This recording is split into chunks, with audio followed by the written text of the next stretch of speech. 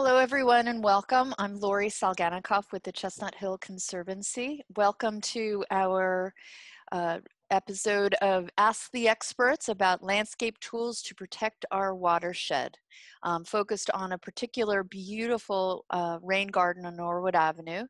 The rain garden is held by or was created by the Philadelphia Water Department for Sarah Andrews, who lives at this site. And actually, this is the location of an eased property that the Chestnut Hill Conservancy protects in partnership with the homeowners. This is one of the programs that the Conservancy works on, the easement program, as part of being a land trust and seeking to protect what's character defining and special and beloved about the Chestnut Hill and community and surrounding area.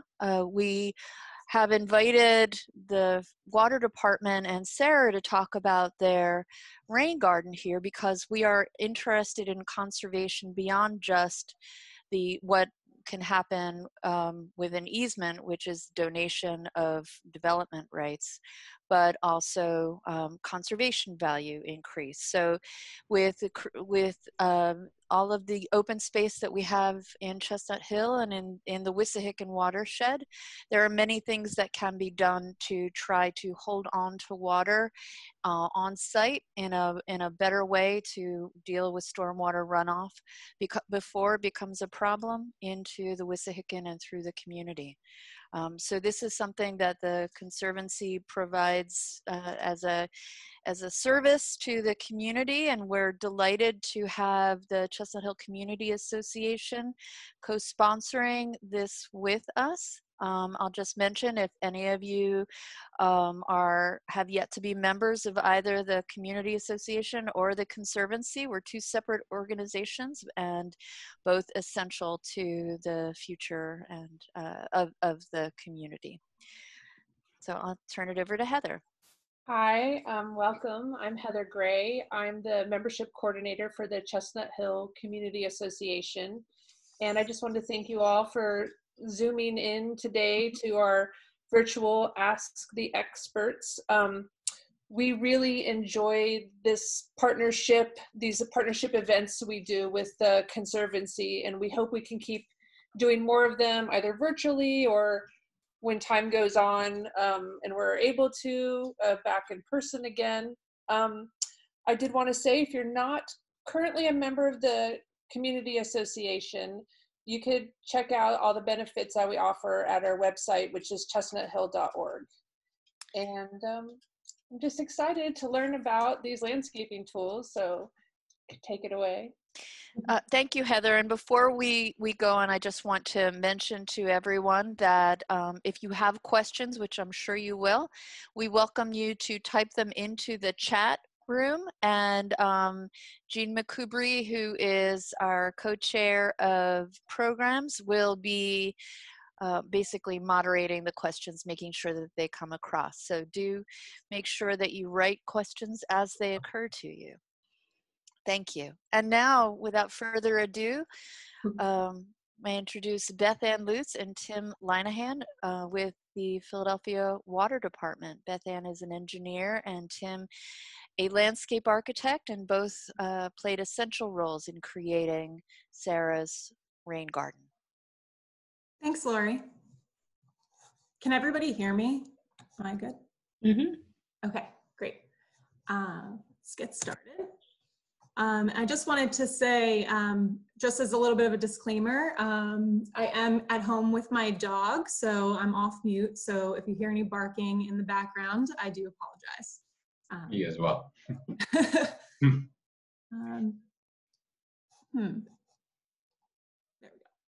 Okay, so tonight we're going to start off with just to give you a little bit of background about the water department, who we are, how Tim and I kind of got involved in the rain garden design at Sunset in Norwood, and then give you a little bit about the site background and the planning that went into actually coming up with the alternative of doing a green design.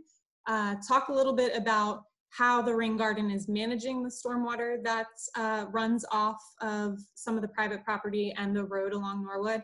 And then Tim's going to talk sort of about the site design and all the landscaping, stormwater, soils, and then we'll leave some time for questions. Okay, so who we are. The water department is responsible for 3 core services related to water in the Philadelphia area. So one is the collection and treatment of our wastewater, the treatment and delivery of our drinking water, and the storage and management of our stormwater. And because of all of these things, obviously protecting our waterways is very important of these 3 services that we provide. So this just kind of gives a little bit of information about each one of those services. The drinking water, obviously our sources of drinking water in the city of Philadelphia are the Delaware and the Schuylkill rivers. We have 1.7 million drinking water customers in Philadelphia with 3 water treatment plants and over like 3,000 miles of water mains that deliver water to homeowners and businesses within the city of Philadelphia.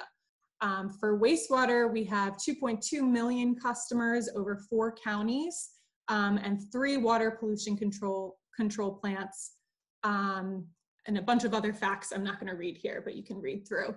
For stormwater, the city of Philadelphia has 2 separate areas in the city with different types of stormwater collection pipes. So roughly 60% of the city is a combined sewer, which I'll explain in a little bit, and 40% is separate sewer. So the separate sewer, I believe the Chestnut Hill Northwest area is all part of the separate sewer of the city. And so another core feature within the stormwater department, or the stormwater aspect of the water department, is our Green City Clean Waters program, which is a large-scale GSI program for implementing tools like the rain garden you see on Norwood Avenue. So this map here also shows the source water watersheds for each of the source water rivers. The Delaware is here, and the Schuylkill River is the yellow watershed there. So all of the water that drains from the land in those mapped out areas contributes to each one of the rivers. So because of that, it's obviously very important to make sure you know and protect the land around the rivers to keep the water quality of the rivers cleaner. Okay, so what is a combined sewer versus a separate sewer? So the combined sewer system basically takes all of the runoff from storms and combines that in the same pipe as the wastewater when you flush your toilet or drain your sink in a house. So all of that within a combined sewer goes to the same pipe in the street. In a separate sewer, you have 2 separate pipes, a sanitary and a storm pipe. So in dry weather, you can see the image on the left, the system functions fine. All of the stormwater is able to be held within the pipe underground, and there's no sort of pollution that we see as a problem. So in wet weather, the photo on the right, you can see the stormwater can sometimes create this scenario where the treatment plants don't have capacity to treat all of that stormwater.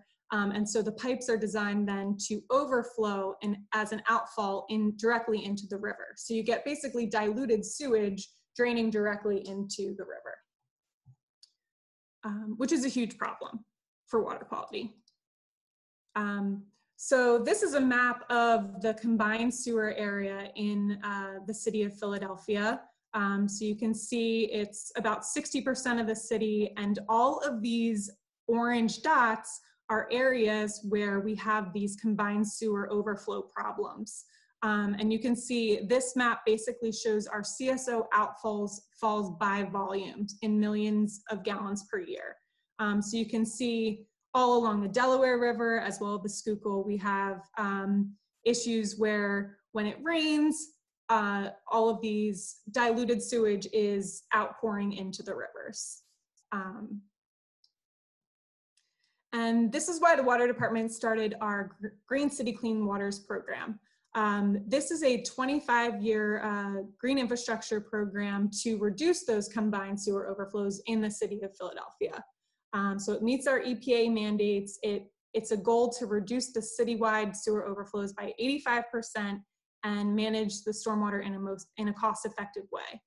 The program also is a lot cheaper than a more expensive option to build giant tanks underground to hold all of that water when it rains. And it also provides other ancillary benefits to the community as well.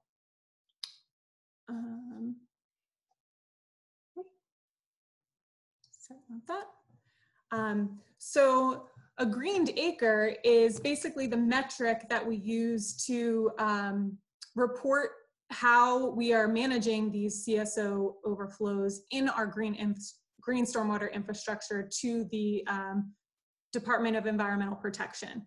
So we calculate, we try to calculate the volume of water that we are keeping out of our combined sewers during rain events so that we can reduce those overflows. And we basically take the contributing area of the street or the impervious area and multiply that by the depth of water that we want to manage. So we want to manage those smaller storms in Philadelphia between 1 and 1.5 inches of rainwater runoff within our systems. So the program also has a lot of triple bottom line benefits. It obviously provides green or open space and can advance public health and increase our property values and attractive features within different neighborhoods, and has really created a lot of green and local jobs within the city, and has really contributed to the overall health of the rivers. Let's see. So how do we get our greened acres in the city of Philadelphia? There's many different implementation pathways that the Water Department pursues so that we can capture stormwater throughout the city, because there's not only just public right-of-way runoff, there's also private development. So our stormwater regulations were put in place, so anytime anyone develops in the city of Philadelphia, they're regulated by the city of, by the Water Department and need to manage their runoff on site. We also have an incentivized program where we offer grants for property owners to manage their stormwater on site, non-residential property owners to manage their stormwater on site to try to reduce their stormwater bill. And then also with our capital sewer and water replacement projects, we align with them to install green infrastructure with a renew and replace plan for sewer and water replacement. The program that Tim and I work within is the Public Retrofits Program, which basically implements green stormwater infrastructure on public property. So within the right-of-way or on Parks and Rec property or other city property, like Department of Public Property, schools, vacant land, all mostly focused within the CSO area of the city. So here's a map of all of the green infrastructure sites through all the different pipelines through year 7 of Green City Clean Waters. So you can see there's a lot of private development regulation sites are the blue dots, and then the PWD capital projects are the ones in the green. So you can kind of see mostly PWD is focused within the combined sewer system, but if you're outside of the combined sewer system, you still need to manage your stormwater if you're a private developer. So That's basically a little bit of information about the program itself, how homeowners can get involved and help implement Green City Clean Waters is through our rain check program. So this is a residential stormwater incentives program that homeowners can take advantage of. And the goals of the program are really to educate our customers about Green City Clean Waters and stormwater, the importance of it, and homeowners can attend free workshops and then are eligible to then receive either a free rain barrel or cost share on things like planters or porous patios, rain gardens themselves. So it's really good opportunity if you're looking to sort of implement something like this on your own property. So Rain Check was established in 2012, and in the first year, I believe they had like 45 green stormwater tools installed. And then by 2020, we're up to about 6,347 rain barrels and 1,120 cost shares. And something that's really great about the Rain Check program is that it does not just focus on the CSO area. Anyone that's a resident in the city of Philadelphia is able to participate in the program if they attend one of the free workshops. So just wanted to give Rain Check a little bit of a plug in case you guys are interested in taking the things you learned tonight and applying it to your properties. This program is also administered by PHS, and all of the information is available online at this website here, www.pwdraincheck.org. And if you have any questions, the contact for Rain Check is Jean Wildowski at the Water Department, and I've left her email here. And here's some pictures of some of the planters and cost share items that people have installed on their properties. So this first one is a downspout planter. The rain garden is the middle picture, and some people even take advantage and redo their patios with porous paving, and also get a grant to help with the costs there. Okay, so now let's get to the good stuff. The rain.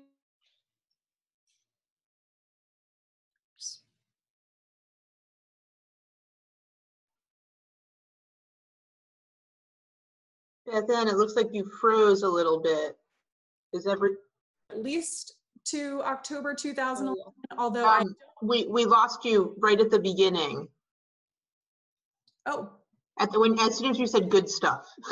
Okay. Can you hear me now? Yes, now you sound good. Okay, great. Sorry about that.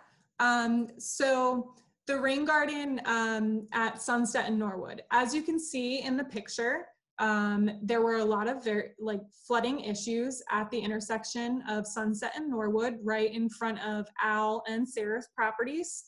The complaints that we received were since at least October 2011, but that's only as far as back as I was able to find. I actually started working at the Water Department in 2012, so I'm not really sure how long this was really going on before that. I bet Sarah can tell you more about that and what the process was to get to a point where we were able to get a completed project here.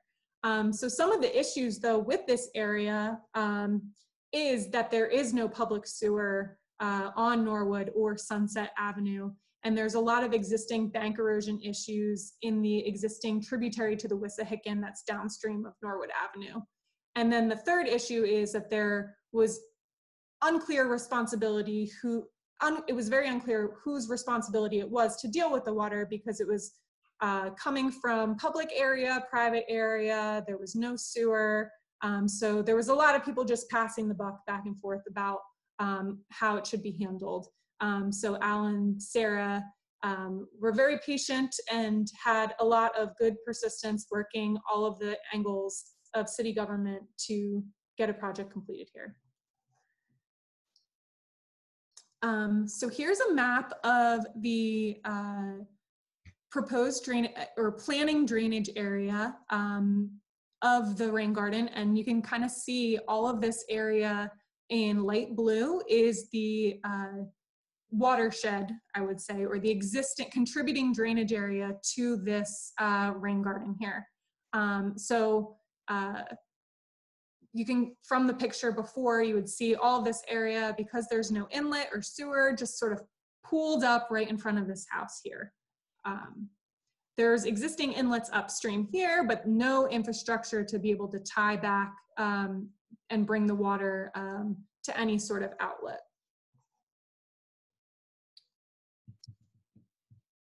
Okay, so PWD, in the process of trying to figure out how to solve this problem, performed an alternatives analysis. And the first thing they looked at was considering 2 new sewer alternatives. So the sewer alternatives were, one was to connect a new sewer to the Bells Mill sewer. We would have had to build infrastructure in the right-of-way, and it would have had severe impacts to Morris Arboretum. And then the second alternative was a sewer system to connect to the nearby tributary to the Wissahickon. But that would have caused problems because it would have doubled the drainage area to the tributary from 15 acres to 28 acres. There would have been a lot of DEP permitting, and we would have needed to make sure that we weren't adding flow that would then cause greater erosion within the tributary. So both options didn't really seem like a good alternative. So lucky for Al and Sarah, around 2012 is when we got our Green City Clean Waters program enacted, and the water department now had an opportunity to evaluate the area with a third alternative, which was a green solution to this flooding issue. So we took that first analysis back and sort of re-looked at it and tried to determine whether or not it would make sense to build a rain garden here.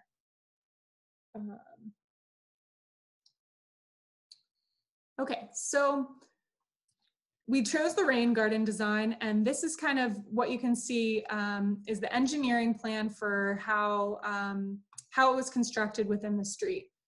So you can see this box area is an underground storage trench that also holds water. So it's not just what you see above ground. There's also a stone bed below the rain garden that also holds water when it rains. And then the system is also designed for infiltration. So when the water drains to that same area, it drains to an engineered soil and then through the soil profile to the ground, and the water is managed back in the ground and not in a sewer, or doesn't drain to the tributary as well. So we prevented being able to increase the flow to the tributary by having the water recharge the groundwater table below the ground, which was very important and solved a lot of problems. So I'm going to pass it over now to Tim, and he's going to talk a little bit about the site design and some of the landscape tools. Yeah, thank you very much, Beth. So if you look at this this plan right here, you'll notice that on the left side is the portion that's in front of Al's property, and then the right side is the portion that's in front of Sarah's property. So one thing that we had to also do as part of the design was work basically to allow access to their property. So if you look at the left side, you'll notice that there's a walkway on Al's property that comes out towards the road. So basically we designed kind of this earthen berm to allow Al to still be able to get to and from his property. So there's basically this pipe that goes underneath that still lets the water go into the system and then underneath that pathway and then fill up the rest of the system. Another aspect that we had to deal with was also the mature existing trees on their properties. So we really wanted to make sure that we weren't damaging those in any way. So we really tried to finesse our grading and the contours that you see on this plan to make sure that we were protecting those trees. So then on the next slide, I believe are some photos of the construction of this. So that big box that Beth Ann was pointing to, where basically it's stone underneath the rain garden to allow for additional storage. for that stormwater. You can see on the left 2 images, you can see basically these geotextiles being put in to hold the stone in place and to make sure that it's stable in its spot. So you can see the stone being backfilled, the pipes being installed, as well as our stormwater soil. So the soil that we use on our projects is specifically engineered to drain at a higher rate than just a typical planting soil would. So it has a lot more coarse sand in the mix to basically allow for that infiltration. Because we don't want to be basically creating a pond or a wetland where the water's just sitting there for days or weeks on end. So we want to make sure that it's draining, going down into the stone, and then infiltrating further into the ground. So you can see that soil being installed in the middle images, and then on the far right, kind of finessing the fine grading and installing the Belgian block curb that is being put in along the driving lanes. So on the next slide, I believe this was the conceptual planting plan that we started with and presented at one of the earlier community meetings. And through that, between the end of design when we originally proposed this conceptual plan through construction, there was a few changes that happened during construction. So we had to tweak and modify this a bit, but generally what's shown here is what you see in real life. So you can kind of see the different massings and trees and shrubs that were put in, and tried to emulate and mimic the grading that's going through here to really show that kind of like more natural flowing ripple effect. And I'll get into a little more of the species in the following slides as well. So, and this slide shows just a conceptual cross-section of what it was planned to look like from design going into construction. So you can see just what it would look like in comparison to the existing trees on Alan Sayre's properties, what a person for scale looks like, car, and just the plants that are in the system as well. And these are the plants that ended up going in the system. So the reason we had to modify for some of these was during the construction process, a few trees ended up coming out on both their properties. So what we were hoping to get with a lot of shade on the system ended up allowing more sunlight through. So we wanted to make sure that we were selecting the correct plants that would be able to handle those, the brighter conditions that were there post-construction. So the trees that we used, the river birch was the most tolerant, I would say, of the stormwater going into these systems. It can really handle a lot of inundation as well as a lot of drought. So it's a really good species for that. Whereas in the other two are kind of more of that in-between zone, and they were actually placed further upslope so that they only get water or get the inundation of water during the really, really big storms. The shrubs, the Virginia sweetspire and the red twig dogwood, are both very tolerant shrubs that we use very frequently in our systems. They can also handle periods of inundation and drought as well, so they are great for that. They also have excellent fall color and go nicely with the other trees that were used as well, with the river birch turning yellow, and then the dogwood and the serviceberry turning red in the fall. And then the herbaceous and grasses, I would say, are workhorse plants. The iris and the juncus are probably the two toughest plants that we use most often in our systems, because, like I said, they can handle that really extreme inundation periods during really big storms, as well as periods of drought. The other species we kind of use terracing up the slope. So the fountain grass and Amsonia and the switchgrass can handle some of that inundation as well as the aster, but they can't handle as much as the iris and juncus would. So those were used more upslope outside of the that initial inundation zone. And then I believe on the following slides, I have a few pictures of after it was installed in June 2018. And you can see its development over the next few months, and then even leading into May 2020.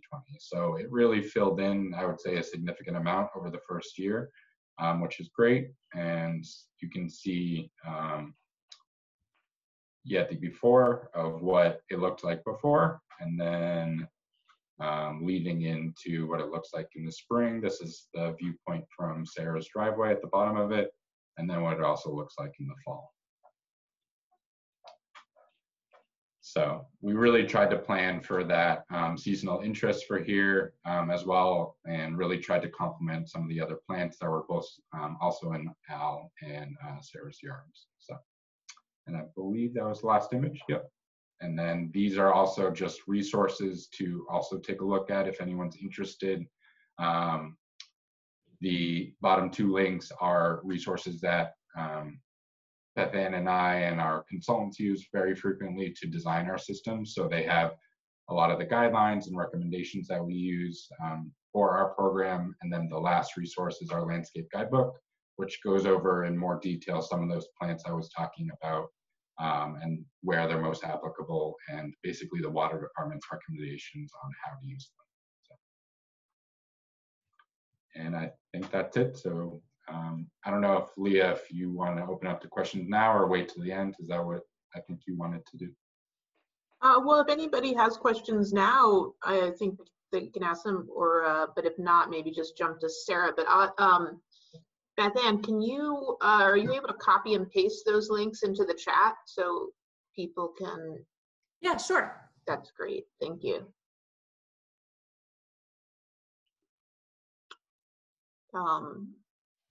If people don't have any questions as of yet, I say we can. Oh wait, we have one question. So what the question is, how much of the water comes down Norwood Avenue versus coming down across Carroll Lane? If you have that map, yeah.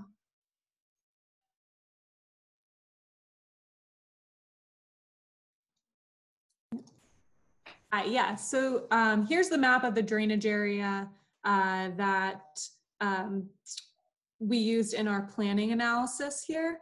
And it was pretty close to what we used in design as well. So most of the drainage area is coming off of this area, this private area here. There's a lot that comes down on Sunset, and then also a little bit of Norwood. I will say though, going out there, some of those inlets are pretty small. So I think that the system really does take like more runoff and might even take a little bit from this area in some of like larger storms. It's very tough to tell exactly the percentage of the drainage areas, but this is was our best guess, and we were pretty conservative with the design. May I make a comment on this? Can you hear me? Yes.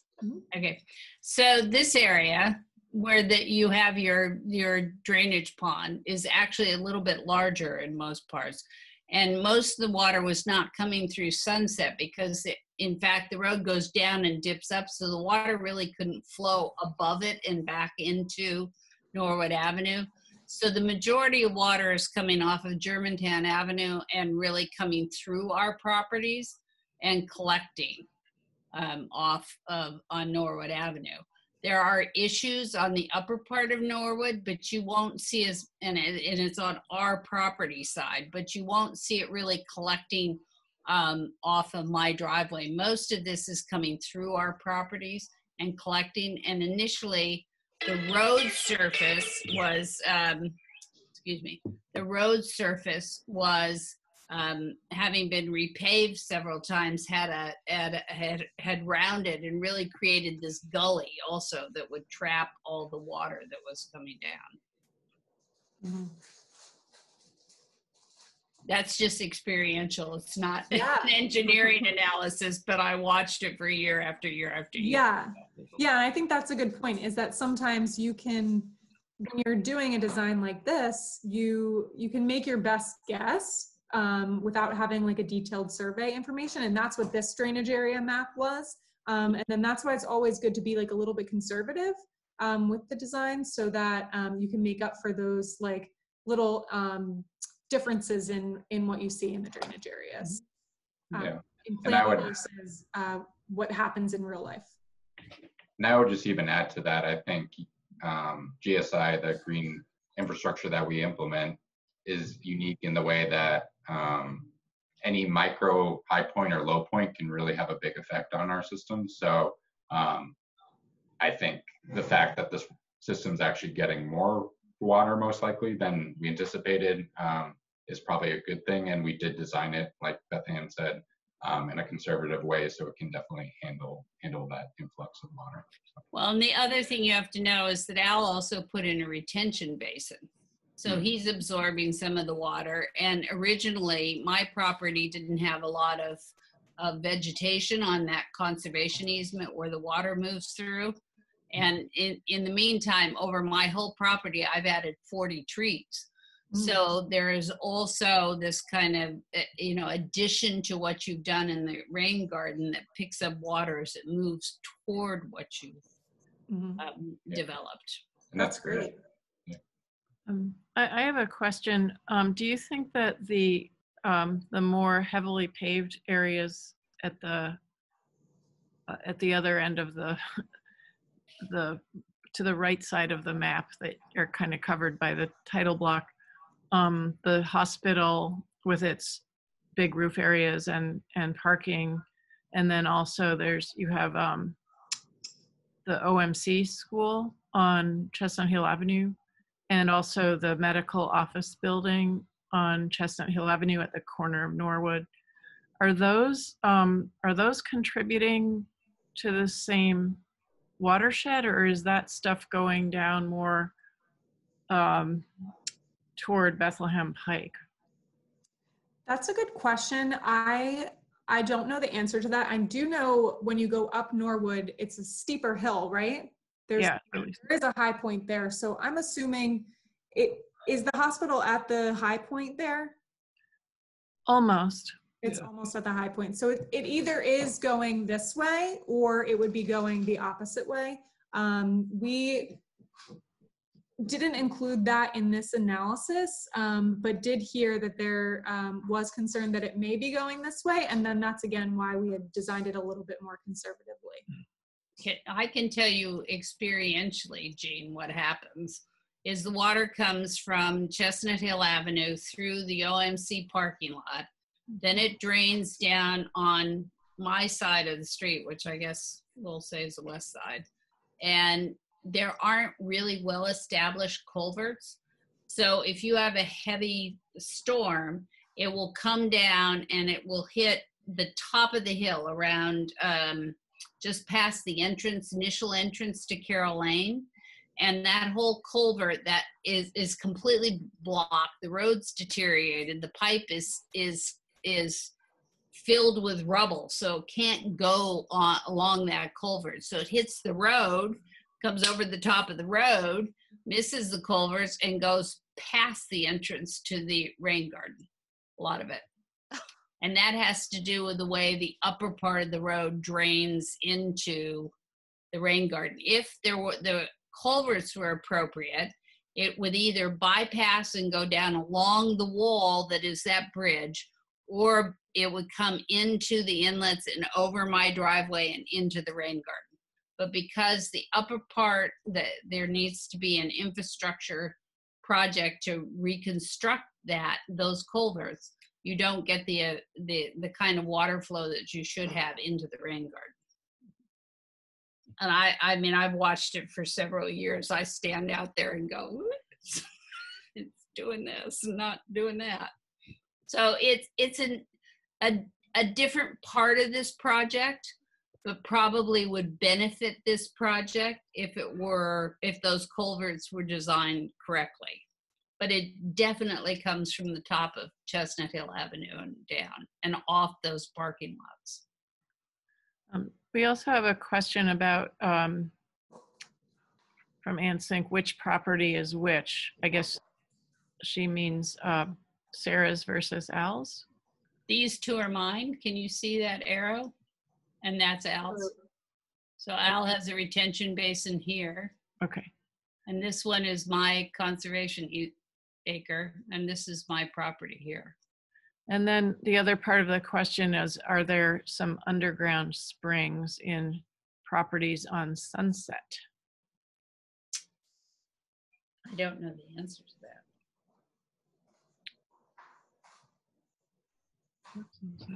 I have heard that there are some issues that come down and cross here. Do you see my arrow? I don't know what actually you see. If you go over to where the green dots are, Yes. just past Green Tree, that Yeah, there's a flow there. areas across there. Constant flow there. Pretty constant. Yeah, that there's some upper issues. There were also some water mains, old water mains that were broken that contributed to some of the flow. But that's a whole separate investigative issue from my understanding. So in order to mitigate that, I remember going to the community meeting, and there was a lot of discussion about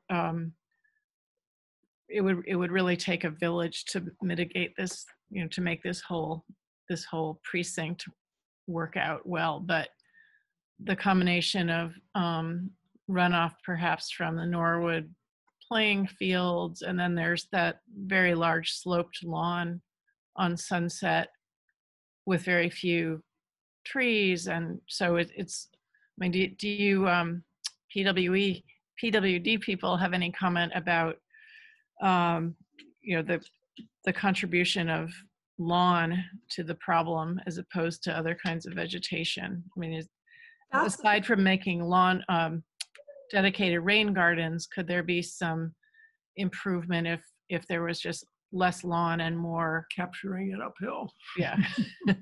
Absolutely. So that's a really good point. I think when you're designing something from an engineering perspective, the water that runs the fastest is obviously going to be on an impervious surface. And then from there, lawn is almost as impervious as a hard surface itself. So water will like sheet flow faster on a lawn than say a meadow or an area where you have like a lot of trees planted.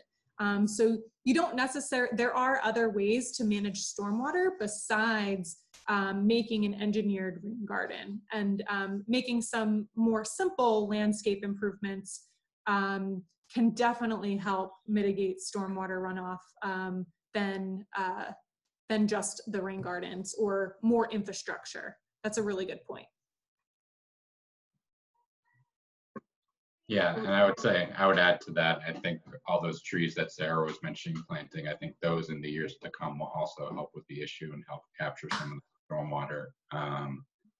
So I think just like Beth Ann was saying, trees, other forms of vegetation aside from lawn would help slow that runoff and slow the water from causing issues further downstream. So does the rain check program doesn't offer credits or specific funding for those less engineered options, does it?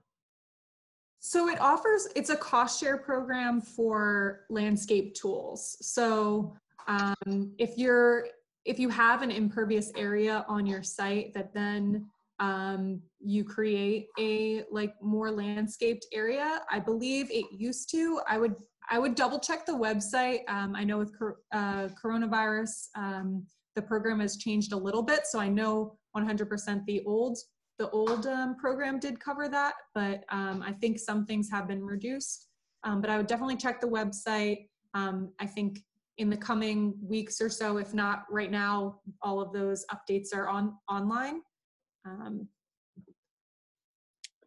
Boy, that's helpful.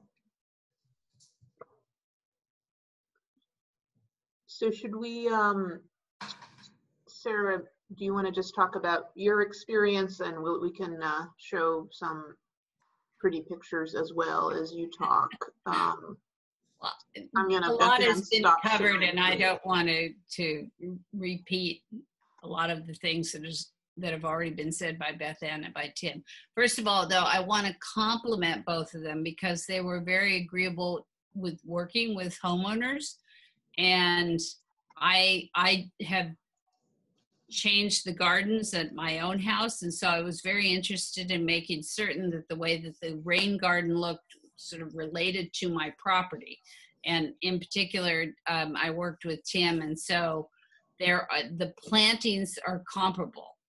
And so there are, as he said, there's iris and there's Amsonia and there's the fountain grass and there river birch. And of course, on my property, I have river birch and other things. So I have also interwoven some of the irises on the other side of the fence to make this look like an integrated garden. One of the things that I want to say as a homeowner is that I think that you have to be very aware that this is a very large rain garden, but you have to be willing to do or oversight and maintenance on this garden. There are a limited number of resources within the water department, and they can't be out every week and doing weeding and doing watering. And so I think if you have a rain garden, particularly of this size, as a homeowner, you have to be willing to commit to the kind of maintenance it's going to take to make it look like it was intended to look. So I do weeding, I do watering, I do a lot of things that the water department really can't do on its own. They have come through, the first year they came through and they watered maybe once a month, but we all know that in the summer it gets very hot and you need to have more care of the plant material. So I think that's one of the things as a homeowner that you have to be committed to do, is to take on the maintenance, to take on the weeding, to take on the pruning, to make sure the trees are good. And then you can report back to the water department if there's an issue that you see within this rain garden. So I'm willing to answer any questions that you have on this. I mean, they've described the project very well. And in its second year, it's been quite phenomenal. Most people that go by have been incredibly impressed with what's been done. They fixed the problem with the crown on the road, which also helps alleviate some of the problem of the rain garden draining in here. So you can see irises and Amsonia hubertii and the itea and the river birch that are here. So I'm not sure I can add any more other than what they've already said, or I can answer questions if you have any issues concerning, what you might feel would be your responsibility. I certainly feel as if it's part of my property, so I look after it. Are there any questions for me? I have one. Do the blocks get silted up at all? Do you find you have to ream them out, or do they stay pretty? No. Okay. No problems. In fact, the city just came by recently and they thought there were some loose and they re-cemented them in. I wasn't aware of that, but no. Mm-mm. I have a similar question. Is there a lifespan for this system, or how does it stay clean in the end? It depends on drainage, yet lots of little particulate gets washed down. And what exactly do you mean by particulate? You mean just collecting silt, or do you mean collecting trash? Clogs up the ability of the system to drain. So that's a good question. I can answer that if you want me to. Yeah, so we have those stone blocks. There are energy dissipators. So sometimes the sediment will stop there and kind of slows the water down. And then another option that we have is we always include, the water department does a underground pipe that connects to an inlet. So we do have a pipe that's connecting to an inlet with a cap on it, so that in the event that it does silt up, we can unplug that cap and have an under drain there to help with that drainage. So it's like a big clean out. Yeah, exactly. So if we see that problem in the future, we haven't seen that to date, but we always, especially with our public infrastructure projects, we're very conservative with our designs to make sure that we can easily adjust and not have to go in and like dig out an entire system because of that. Yeah. Okay. We have a couple more questions in the chat box. One is, what was the role of the huge stones that dot the outer edge of the garden? They don't show in this photo, but People So from not those ones. Oh. Let me see. Really no comment. Those ones? are there? Sarah could others talk on about the- it a little bit if you want. All right. The way this started was that both Al and I in our meetings, that you have to understand that this was a level area, and that even before stone was put down across that area, people would park on it all the time, whether it was the school or it was deliveries, it didn't matter. So not understanding the contours of this garden, Al and I both said, well, we have to do something to prevent people parking. And so the stones were a result of that conversation, you know. Yeah, so they're basically intended to prevent people from parking. So they're spaced anywhere from like 5 to 10 feet along the perimeter. But we tried to basically select plants that would get taller so it at least block the view of them during the like summer months. But then during the winter months when things die back, it's still that like harder barrier. The only problem you had is the first year none of your asters grew. Yeah. So that had to be replanted, so they were very visible. Mm-hmm. So you do, you know, they were actually planted probably for the wrong season for asters to grow. So you have to be very vigilant about the plant material sometimes to make it behave the way you want it to make. Yep. Okay. I suspected it had something to do with parking. especially since it's such a beautiful garden now that people will stop and Yeah.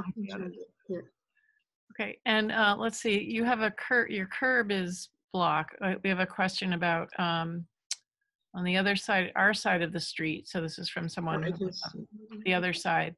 Our side does not have a curb, and when it pours, it pools over our slate sidewalk, which is partly crumbling. It doesn't pool like the Norwood picture, but can the water department help, or is this a Philadelphia government issue?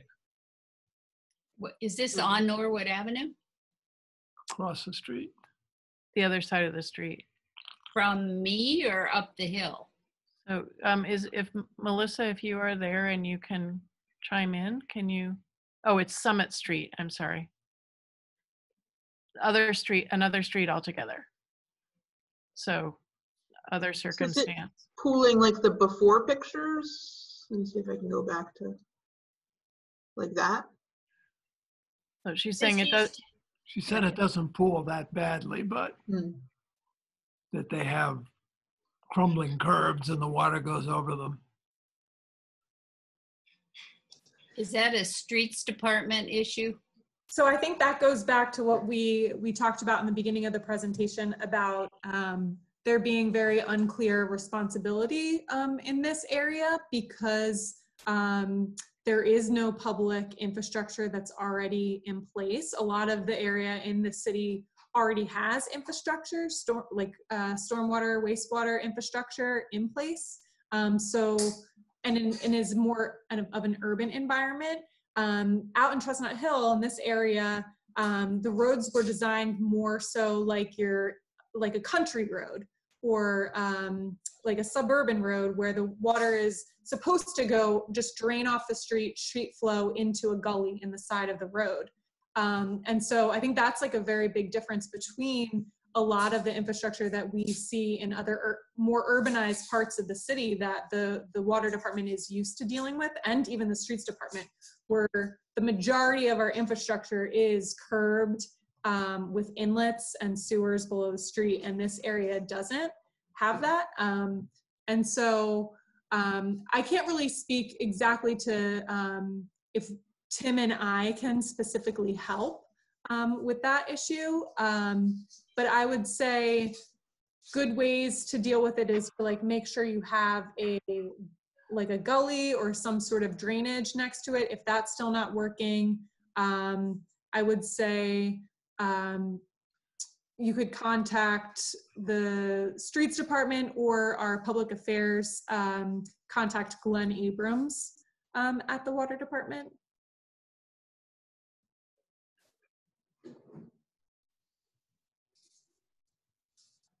So it's more inlets, Beth Ann, lack of inlets than necessarily there being a curb or not? Yeah, I would say, like, if you do have a curb, then you need inlets because then the water can't get off the street.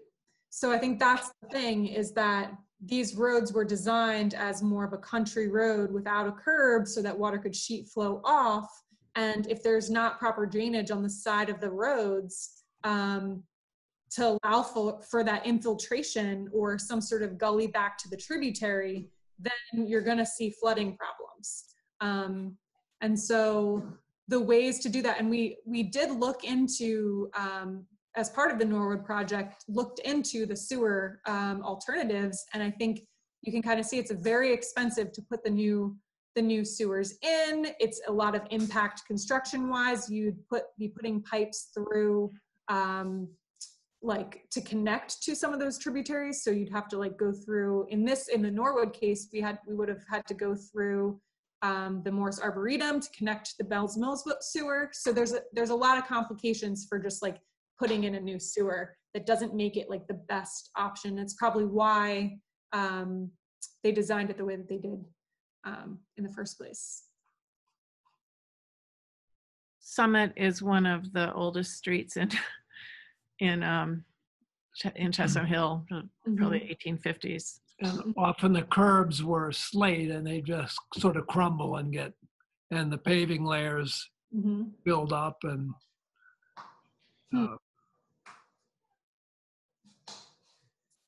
yeah, I'm happy to take a look at it, if you want to send pictures or something like that and try to direct you to somebody that could potentially help, if that's helpful.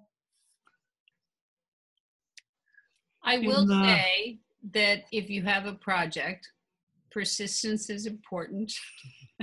I will give Al Bixler credit for spending several years trying to get the project at Norwood going. I joined him, probably 2/3 of that garden is on my property.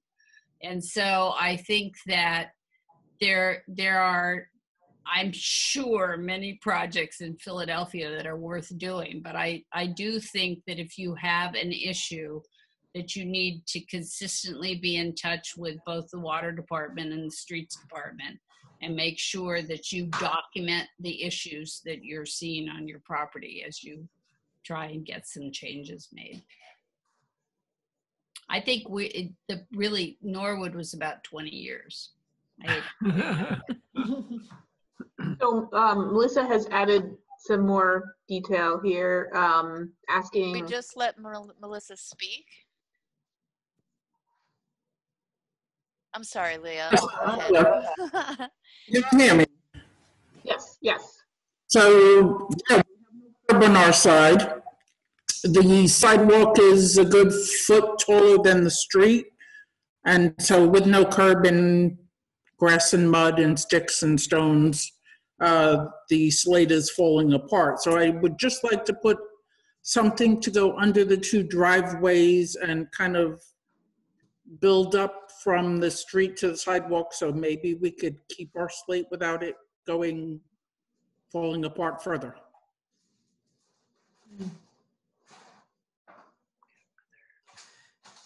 That's it. I think it's tough to give some advice without actually, like, seeing it or visiting the site, but it's definitely something that any engineer could look at for you as well.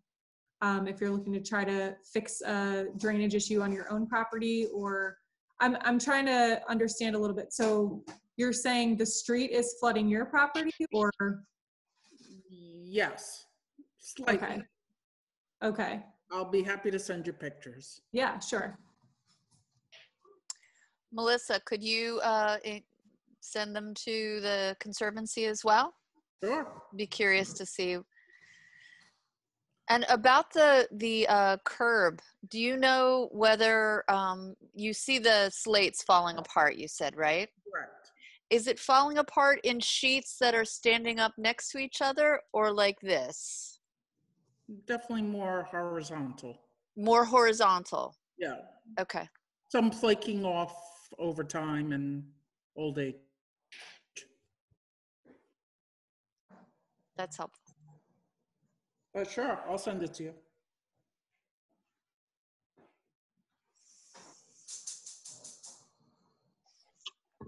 I have a question. So we're just wondering for smaller properties with maybe not doing a large project like this, what is there a first thing you would do if there is a stormwater issue, or is it just very much based on the individual property, you'd make decisions based on that, or is?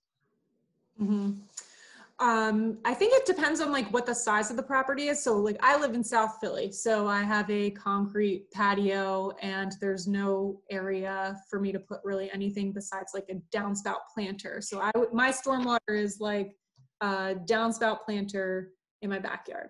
So that is very easy, like for when we're giving like residents advice about what types of tools to use.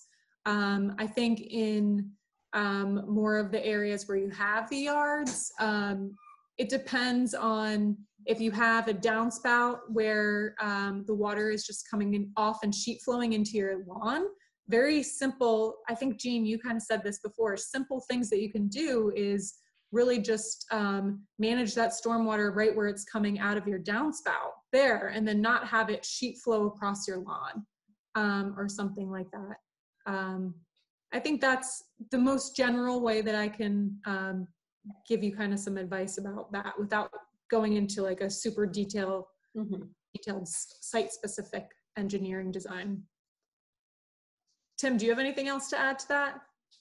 No, I think you kind of hit the nail on the head. I think it more also comes down to like how the space is being used. If it's like just a typical open green yard space, you could do something like what Beth Ann was just talking about, where kind of either creating like a depression or green space to manage it, like a little rain garden.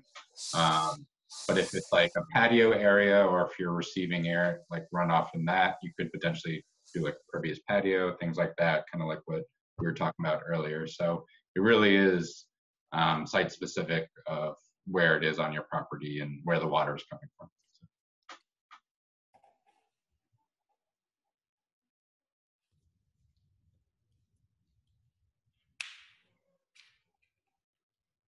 Any other questions?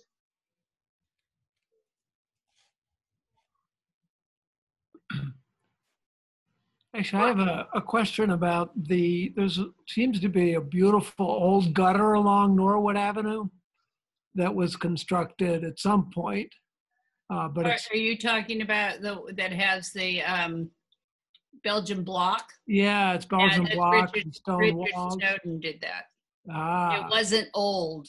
It's not old. It's made to look old. That old. Okay. He did that in front of his property that goes down. But ironically, his side of the street doesn't get water runoff. Ah. But it's I was on the other side because of the angle of the road. It's slightly tilted. So everything that comes off from the top of the hill, as you mentioned, Jean, from OMC and down through that area, comes on my side of the property. Just on that side. Of the road. Richard. Oh, yeah. But if anyone is around and goes by the garden and I'm out there, please stop. And I'm happy to talk more about the individual plants and system that's there as I've been witnessing it. And you can thank Tim and Beth Ann for their design and construction of that property.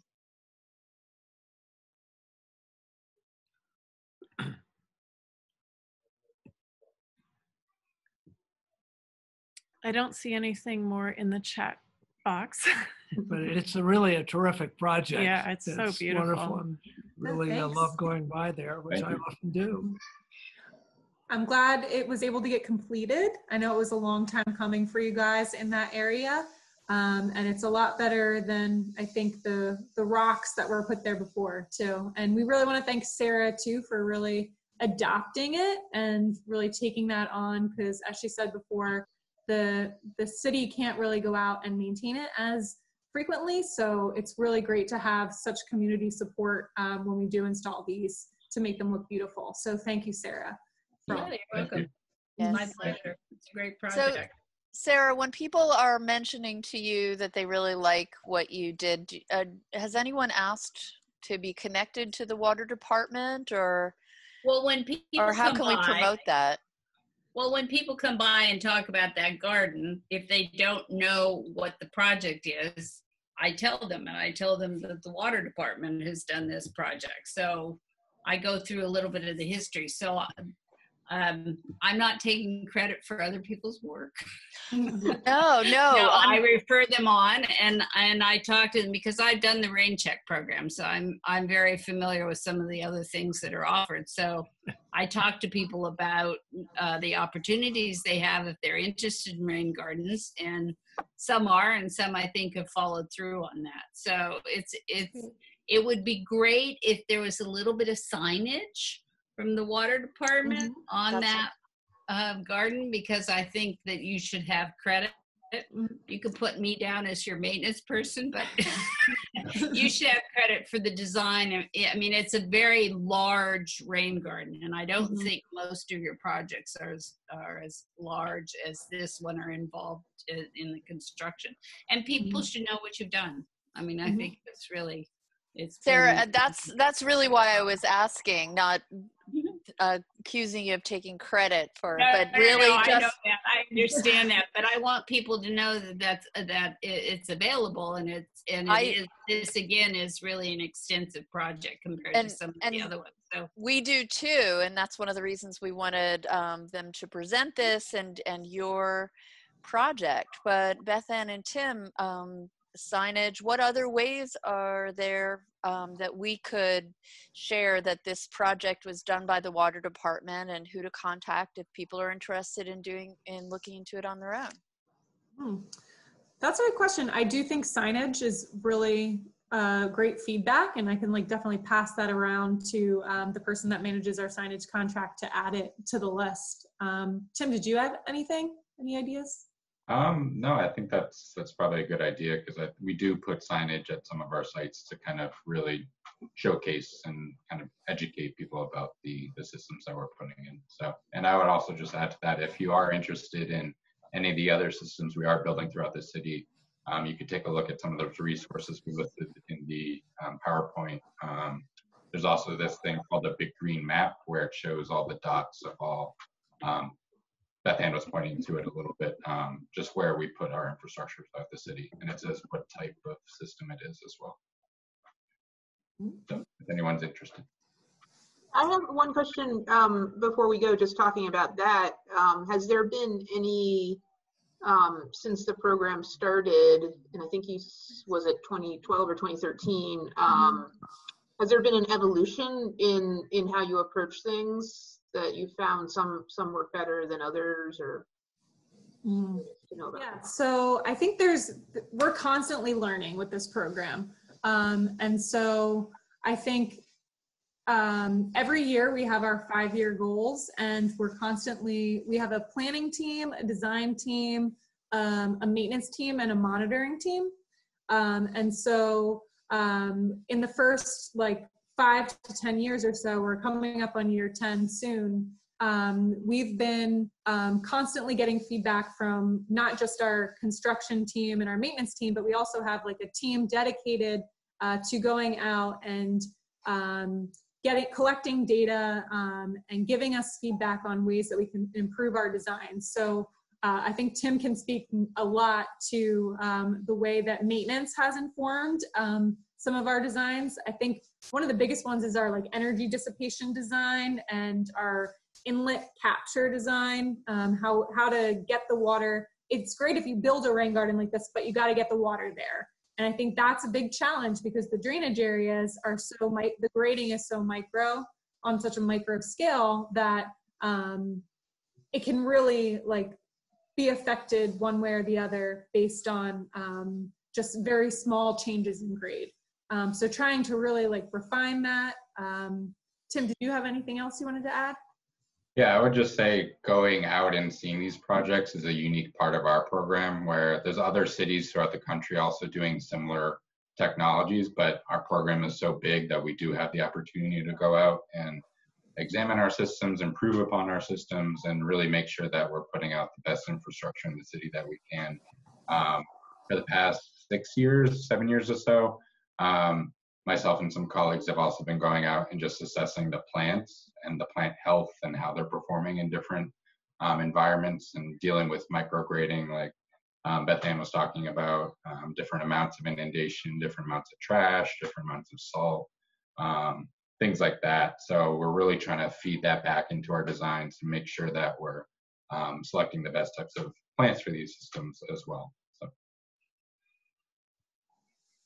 Would that the soil that you mentioned at the beginning, the extra drainage soil or whatever, grading soil, whatever the technical term was, would that be useful to use in other locations, just as a general, I say as someone who doesn't plant anything, as just being helpful in managing stormwater?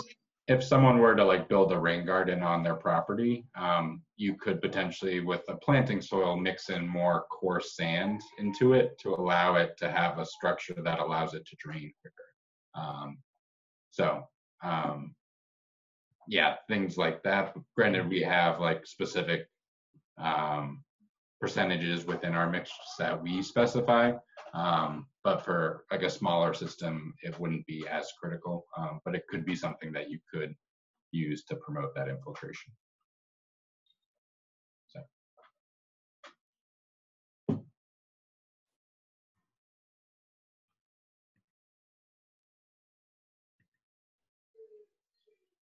All right, that's all I have. Well, thank you, everyone. This has been really wonderful, and an exciting program and an exciting project, and really beautiful. And I hope to see a lot more of them in the city, and in Chestnut Hill in particular.